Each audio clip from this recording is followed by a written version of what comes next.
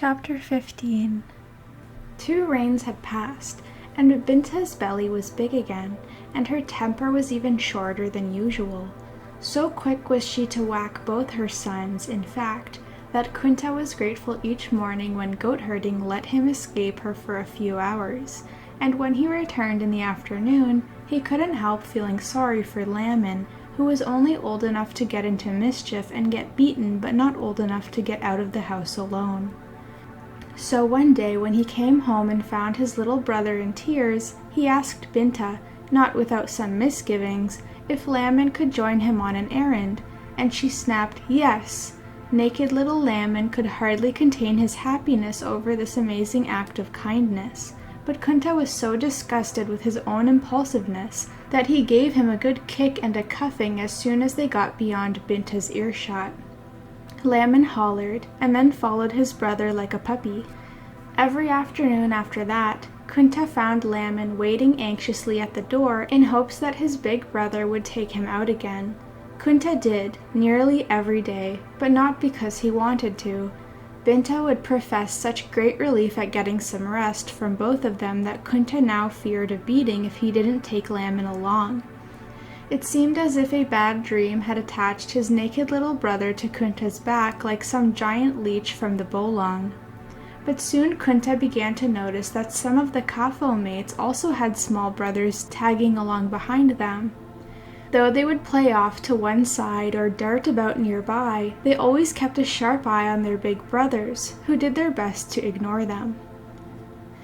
Sometimes the big boys would dash off suddenly, jeering back at the young ones as they scrambled to catch up with them.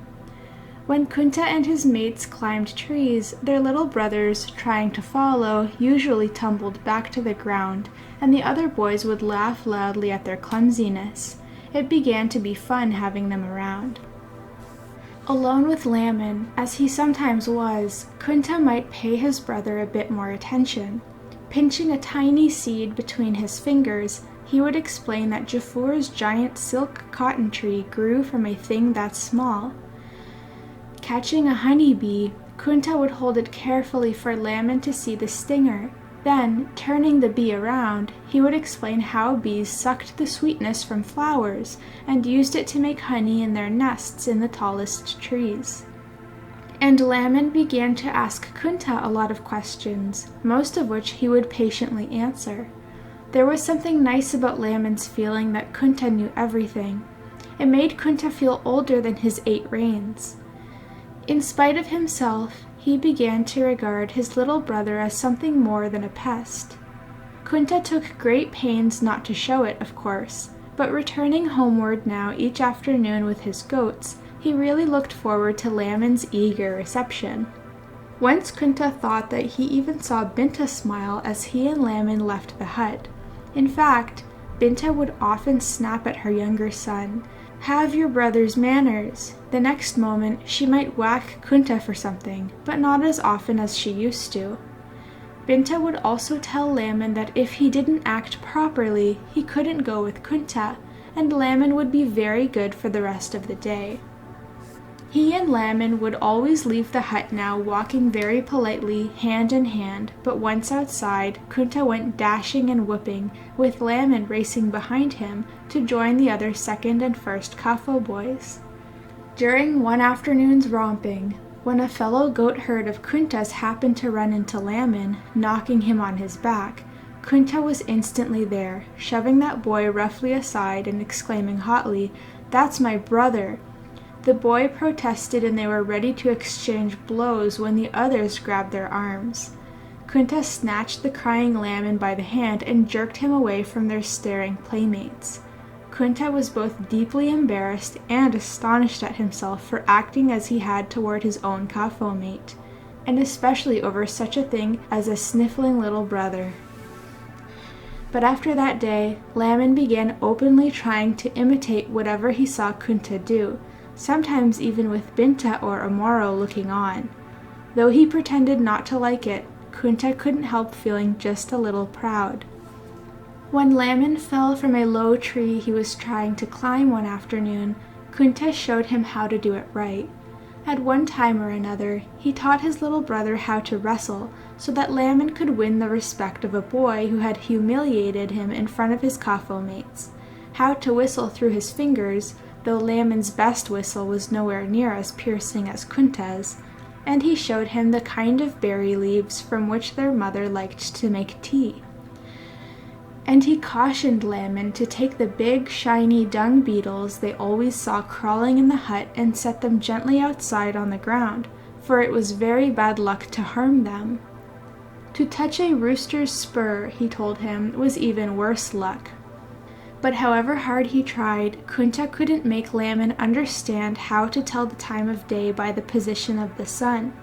"You're just too little, but you'll learn," Kunta would still shout at him sometimes, if Lamin seemed too slow in learning something simple, or he would give him a slap if he was too much of a pest. But he would always feel so badly about it that he might even let the naked Lamin wear his dundiko for a while. As he grew closer to his brother, Kunta began to feel less deeply something that had often bothered him before, the gulf between his 8 reigns and the older boys and men of Jafur. Indeed, scarcely a day of his life that he could remember had ever passed without something to remind him that he was still of the second kafo, one who yet slept in the hut of his mother. The older boys who were away now at manhood training had always had nothing but sneers and cuffings for those of Kunta's age. And the grown men, such as Omoro and the other fathers, acted as if a second kafo boy were something merely to be tolerated. As for the mothers, well, often when Kunta was out in the bush, he would think angrily that whenever he got to be a man, he certainly intended to put Binta in her place as a woman, although he did intend to show her kindness and forgiveness, since, after all, she was his mother. Most irritating of all to Kunta and his mates, though, was how the second kafo girls with whom they had grown up were now so quick to remind them that they were thinking already of becoming wives. It rankled Kunta that girls married at 14 reigns or even younger, while boys didn't get married until they were men of 30 reigns or more. In general, being of the second kafo had always been an embarrassment to Kunta and his mates, except for their afternoons off by themselves in the bush, and in Kunta's case, his new relationship with Lamin. Every time he and his brother would be walking somewhere by themselves, Kunta would imagine that he was taking Lamin on some journey as men sometimes did with their sons. Now, somehow, Kunta felt a special responsibility to act older, with Lamin looking up to him as a source of knowledge. Walking alongside, Lamin would ply Kunta with a steady stream of questions. "What's the world like?" "Well," said Kunta, "no man or canoes ever journeyed so far, and no one knows all there is to know about it." "What do you learn from the Arafang?" Kunta recited the first verses of the Quran in Arabic, and then said, "Now you try." But when Lamin tried, he got badly confused, as Kunta had known he would, and Kunta said paternally, "It takes time." "Why does no one harm owls?" "Because all our dead ancestors' spirits are in owls." Then he told Lamin something of their late grandma Yesa. "You were just a baby and cannot remember her." "What's that bird in the tree?" "A hawk." "What does he eat?" "Mice and other birds and things." "Oh." Kunta had never realized how much he knew, but now and then Lamin asked something of which Kunta knew nothing at all. "Is the sun on fire?" Or, "Why doesn't our father sleep with us?" At such times, Kunta would usually grunt, then stop talking, as Omoro did when he tired of so many of Kunta's questions. Then Lamin would say no more, since Mandinka home, training taught that one never talked to another who did not want to talk. Sometimes Kunta would act as if he had gone into deep private thought. Lamin would sit silently nearby, and when Kunta rose, so would he. And sometimes, when Kunta didn't know the answer to a question, he would quickly do something to change the subject. Always, at his next chance, Kunta would wait until Lamin was out of the hut and then ask Binta or Omoro the answer he needed for Lamin. He never told them why he asked them both so many questions, but it seemed as if they knew. In fact, they seemed to act as if they had begun to regard Kunta as an older person, since he had taken on more responsibility with his little brother. Before long, Kunta was speaking sharply to Lamin in Binta's presence about things done wrongly. "You must talk clearly," he might say with a snap of his fingers, or he might whack Lamin for not jumping swiftly enough to do anything his mother had ordered him to do. Binta acted as if she neither saw nor heard. So Lamin made few moves now without either his mother's or his brother's sharp eyes upon him, and Kunta now had only to ask Binta or Omoro any questions of Lamin's, and they immediately told him the answer. "Why is father's bullock's hide mat of that red color? A bullock isn't red." "I dyed the hide of the bullock with lye and crushed millet," replied Binta. "Where does Allah live?" "Allah lives where the sun comes from," said Omoro. Chapter 16. "What are slaves?" Lamin asked Kunta one afternoon. Kunta grunted and fell silent. Walking on, seemingly lost in thought, he was wondering what Lamin had overheard to prompt that question. Kunta knew that those who were taken by Tubob became slaves, and he had overheard grown-ups talking about slaves who were owned by people in Jafur. But the fact was that he really didn't know what slaves were. As had happened so many other times, Lamin's question embarrassed him into finding out more. The next day, when Omoro was getting ready to go out after some palm wood to build Binta a new food storehouse, Kunta asked to join his father. He loved to go off anywhere with Omoro, but neither spoke this day until they had almost reached the dark, cool palm grove. Then Kunta asked abruptly, "Fa, what are slaves?" Omoro just grunted at first, saying nothing, and for several minutes moved about in the grove, inspecting the trunks of different palms. "Slaves aren't always easy to tell from those who aren't slaves," he said finally. Between blows of his bush axe against the palm he had selected, he told Kunta that slaves' huts were roofed with Nyantang Jungo and free people's huts with Nyantang Foro, which Kunta knew was the best quality of thatching grass. "But one should never speak of slaves in the presence of slaves," said Omoro, looking very stern. Kunta didn't understand why, but he nodded as if he did. When the palm tree fell, Omoro began chopping away its thick, tough fronds. As Kunta plucked off for himself some of the ripened fruits, he sensed his father's mood of willingness to talk today. He thought happily how now he would be able to explain to Lamin all about slaves. "Why are some people slaves and others not?" he asked. Omoro said that people became slaves in different ways. Some were born of slave mothers, and he named a few of those who lived in Jafur, people whom Kunta knew well. Some of them were the parents of some of his own kafo mates.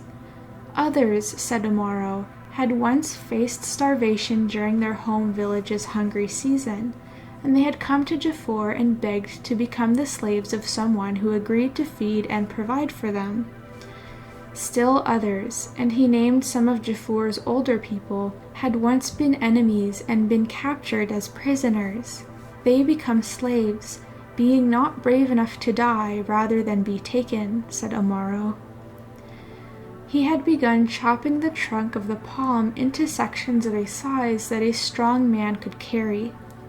Though all he had named were slaves, he said they were all respected people, as Kunta well knew. Their rights are guaranteed by the laws of our forefathers, said Omoro, and he explained that all masters had to provide their slaves with food, clothing, a house, a farm plot to work on half shares, and also a wife or husband. Only those who permit themselves to be are despised, he told Kunta. Those who had been made slaves because they were convicted murderers, thieves, or other criminals. These were the only slaves whom a master could beat or otherwise punish, as he felt they deserved. "Do slaves have to remain slaves always?" asked Kunta. "No. Many slaves buy their freedom with what they save from farming on half-share with their masters." Omoro named some in Jafur who had done this. He named others who had won their freedom by marrying into the family that owned them. To help him carry the heavy sections of palm, Omoro made a stout sling out of green vines, and as he worked, he said that some slaves, in fact, prospered beyond their masters. Some had even taken slaves for themselves, and some had become very famous persons. "Sundiata was one," exclaimed Kunta. Many times he had heard the grandmothers and the griots speaking of the great forefather slave general whose army had conquered so many enemies. Omoro grunted and nodded, clearly pleased that Kunta knew this, for Omoro also had learned much of Sundiata when he was Kunta's age. Testing his son, Omoro asked, "And who was Sundiata's mother?" "Sogolon, the buffalo woman," said Kunta proudly. Omoro smiled, and hoisting onto his strong shoulders 2 heavy sections of the palm pole within the vine sling, he began walking. Eating his palm fruits, Kunta followed, and nearly all the way back to the village, Omoro told him how great the Mandinka Empire had been won by the crippled, brilliant slave general whose army had begun with runaway slaves found in swamps and other hiding places. "You will learn much more of him when you are in manhood training," said Omoro. And the very thought of that time sent a fear through Kunta, but also a thrill of anticipation. Omoro said that Sundiata had run away from his hated master, as most slaves did who didn't like their masters. He said that except for convicted criminals, no slaves could be sold unless the slaves approved of the intended master. "Grandmother Nyoboto also is a slave," said Omoro, and Kunta almost swallowed a mouthful of palm fruit. He couldn't comprehend this. Pictures flashed across his mind of beloved old Nyoboto squatting before the door of her hut, tending the village's 12 or 15 naked babies while weaving baskets of wigs, and giving the sharp side of her tongue to any passing adult, even the elders, if she felt like it. "That one is nobody's slave," he thought.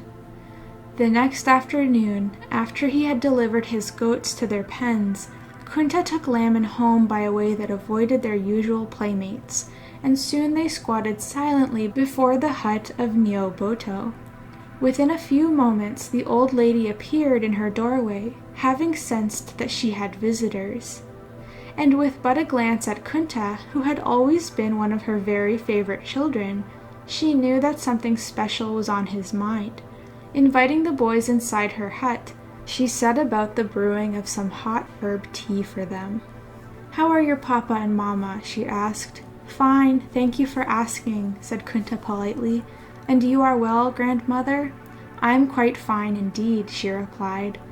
Kunta's next words didn't come until the tea had been set before him. Then he blurted, "Why are you a slave, grandmother?" Nyoboto looked sharply at Kunta and Lamin. Now it was she who didn't speak for a few moments. "I will tell you," she said finally.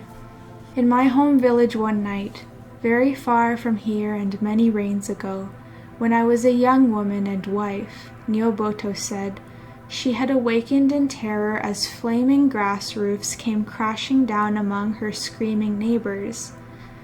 Snatching up her own 2 babies, a boy and a girl, whose father had recently died in a tribal war, she rushed out among the others, and awaiting them were armed white slave raiders with their black slatey helpers. In a furious battle, all who didn't escape were roughly herded together, and those who were too badly injured or too old or too young to travel were murdered before the others' eyes." Nyoboto began to sob, "including my own 2 babies and my aged mother." As Lamin and Kunta clutched each other's hands, she told them how the terrified prisoners, bound neck to neck with thongs, were beaten and driven across the hot, hard inland country for many days. And every day, more and more of the prisoners fell beneath the whips that lashed their backs to make them walk faster. After a few days, yet more began to fall of hunger and exhaustion. Some struggled on, but those who couldn't were left for the wild animals to get. The long line of prisoners passed other villages that had been burned and ruined, where the skulls and bones of people and animals lay among the burned-out shells of thatch and mud that had once been family huts. Fewer than half of those who had begun the trip reached the village of Jafur, 4 days from the nearest place on the Kambi Bolongo where slaves were sold. It was here that one young prisoner was sold for a bag of corn, said the old woman. That was me, and this was how I came to be called Nyoboto, which Kunta knew meant bag of corn. The man who bought her for his own slave died before very long, she said, and I have lived here ever since. Lamin was wriggling in excitement at the story, and Kunta felt somehow even greater love and appreciation than he had felt before old Nyoboto, who now sat smiling tenderly at the 2 boys, whose father and mother, like them, she had once dandled on her knee. Omoro, your papa, was of the first Kafo when I came to Jafur, said Nyoboto, looking directly at Kunta. Yaisa, his mother, who was your grandmother, was my very good friend. Do you remember her? Kunta said that he did, and added proudly that he had told his little brother all about their grandma. That is good, said Nyoboto. Now I must get back to work. Run along now. Thanking her for the tea, Kunta and Lamin left and walked slowly back to Binta's hut, each deep in his own private thoughts. The next afternoon, when Kunta returned from his goat herding, he found Lamin filled with questions about Nyoboto's story. Had any such fire ever burned in Jafur? He wanted to know. Well, he had never heard of any, said Kunta, and the village showed no signs of it. Had Kunta ever seen one of those white people? Of course not, he exclaimed. But he said that their father had spoken of a time when he and his brothers had seen the Tubob and their ships at a point along the river. Kunta quickly changed the subject, for he knew very little about Tubob, and he wanted to think about them for himself. He wished that he could see one of them, from a safe distance, of course, since everything he'd ever heard about them made it plain that people were better off who never got too close to them. Only recently a girl out gathering herbs, and before her 2 grown men out hunting, had disappeared, and everyone was certain that Tubob had stolen them away. He remembered, of course, how when drums of other villages warned that Tubob had either taken somebody or was known to be near, the men would arm themselves and mount a double guard while the frightened women quickly gathered all of the children and hid in the bush far from the village, sometimes for several days, until the Tubob was felt to be gone. Kunta recalled once when he was out with his goats in the quiet of the bush, sitting under his favorite shade tree. He had happened to look upward, and there, to his astonishment, in the tree overhead, were 20 or 30 monkeys huddled along the thickly leaved branches as still as statues. With their long tails hanging down, Kunta had always thought of monkeys rushing noisily about, and he couldn't forget how quietly they had been watching his every move. He wished now that he might sit in a tree and watch some Tubob on the ground below him. The goats were being driven homeward the afternoon after Lamin had asked him about Tubob, when Kunta raised the subject among his fellow goat herds, and in no time they were telling about the things they had heard.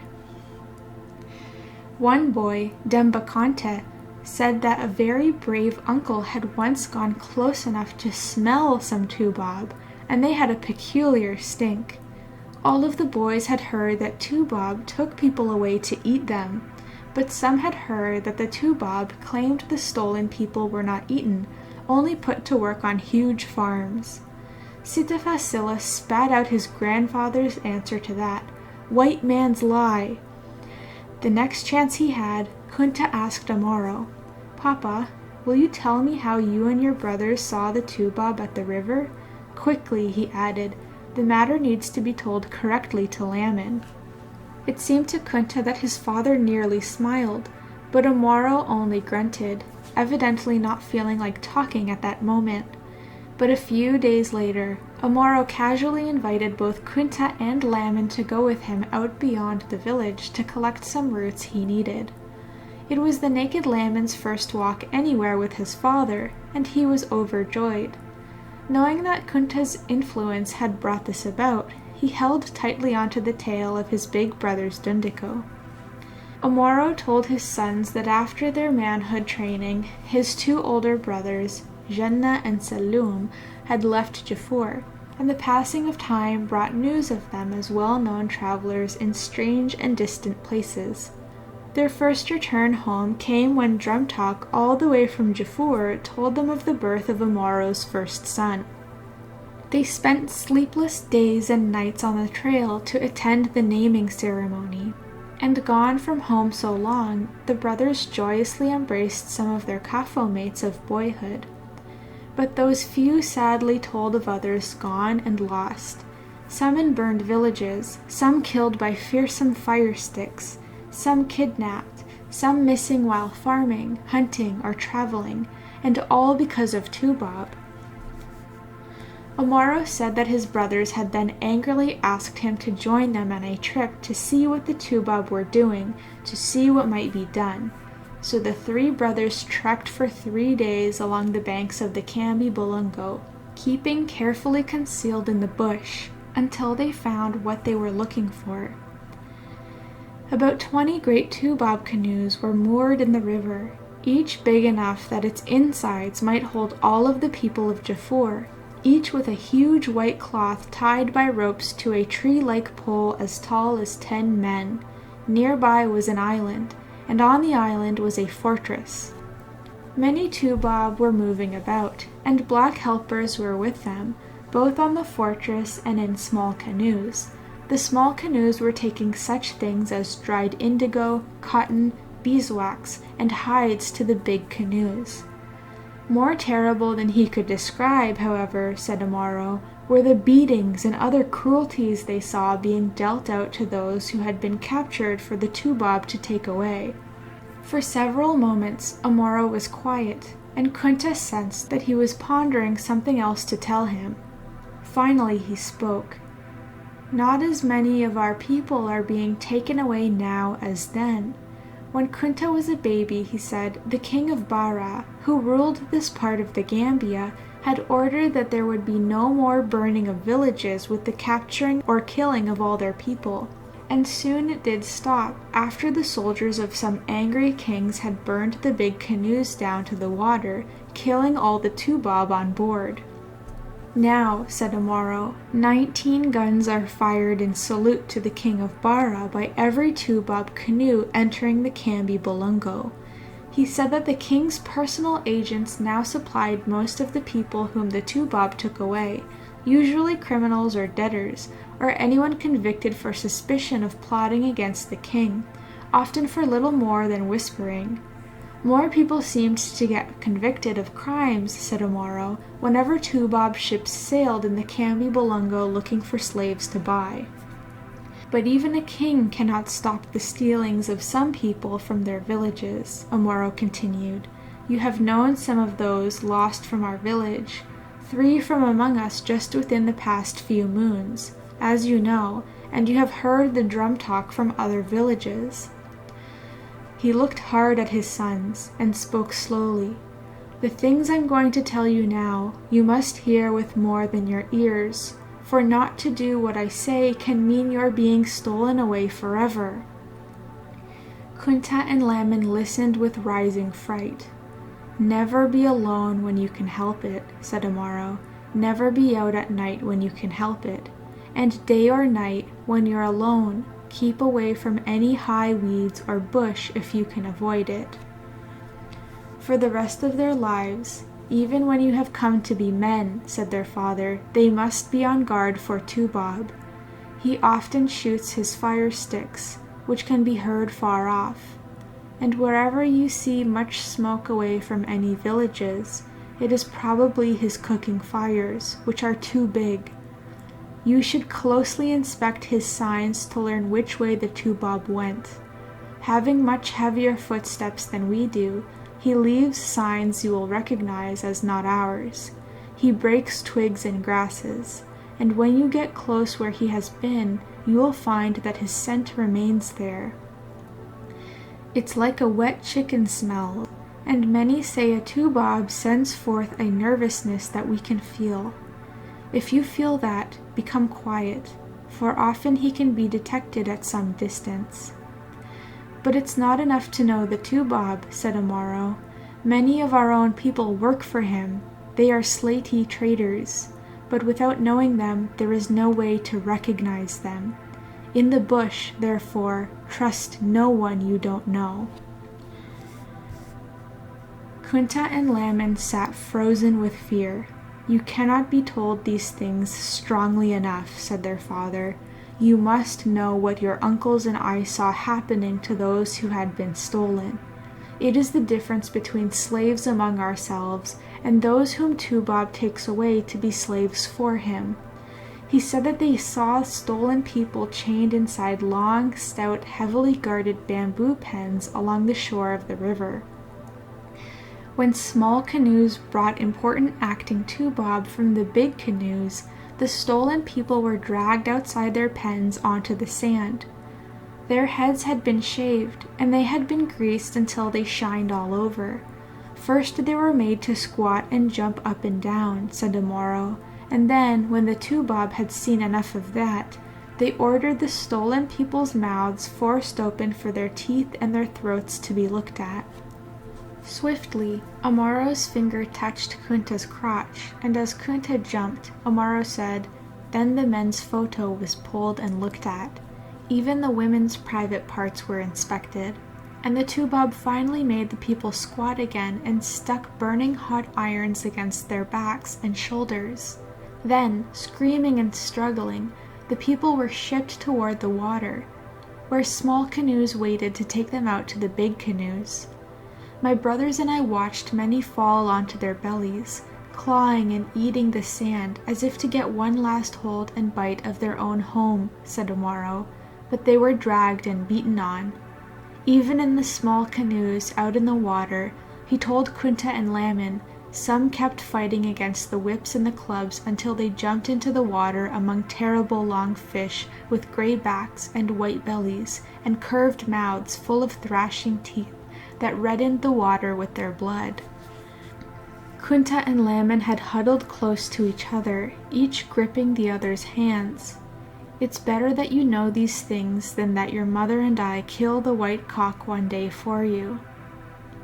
Omoro looked at his sons. Do you know what that means? Kunta managed to nod. Arid found his voice. When someone is missing, Fa? He had seen families frantically chanting to Allah as they squatted around a white cock bleeding and flapping with its throat still. Yes, said Omoro, if the white cock dies on its breast, hope remains. But when a white cock flaps to death on its back, then no hope remains, and the whole village joins the family in crying to Allah. Fa, Lamin's voice, squeaky with fear, startled Kunta. Where did the big canoes take the stolen people? The elders say to Jongsang-do, said Omoro, a land where slaves are sold to huge cannibals called Tubabo-kumi, who eat us. No man knows any more about it.